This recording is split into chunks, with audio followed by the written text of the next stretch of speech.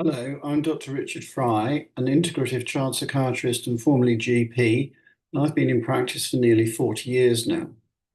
Today I want to talk to you about bread. Bread? Yes, bread.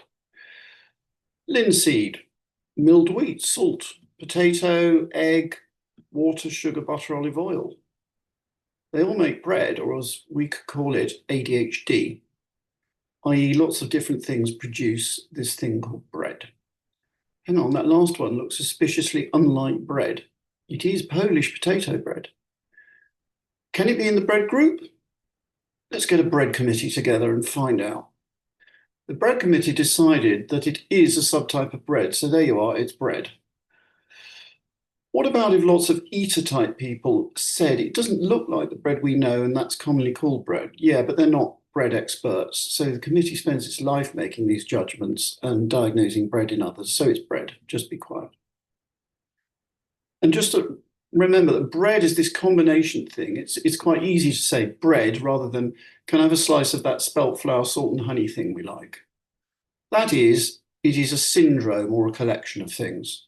Lots of breads have the same kind of things in them, so it makes sense for ease of communication to use that shorthand.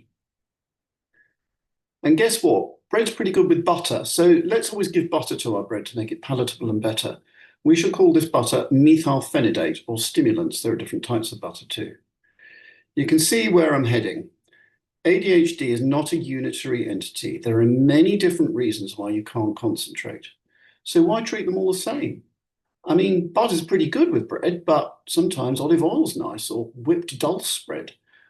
To concentrate, you need to listen long enough to take the info in, have the wiring to conduct it to the right part of your brain, and that can be interfered with by neurological upregulation or toxicity.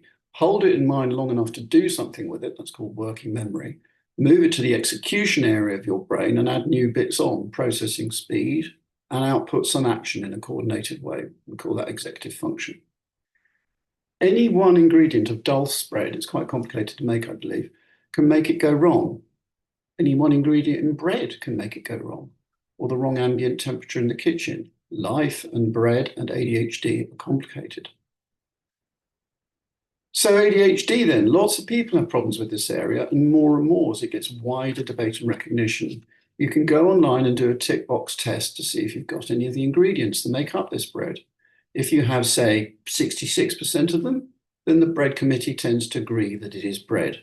For that read, 6 out of 9 of the cardinal symptoms of ADHD on the checklists defined by the bread committee, or as it is known, the DSM committee. That's my analogy with bread. You may make of it what you will. More cases soon.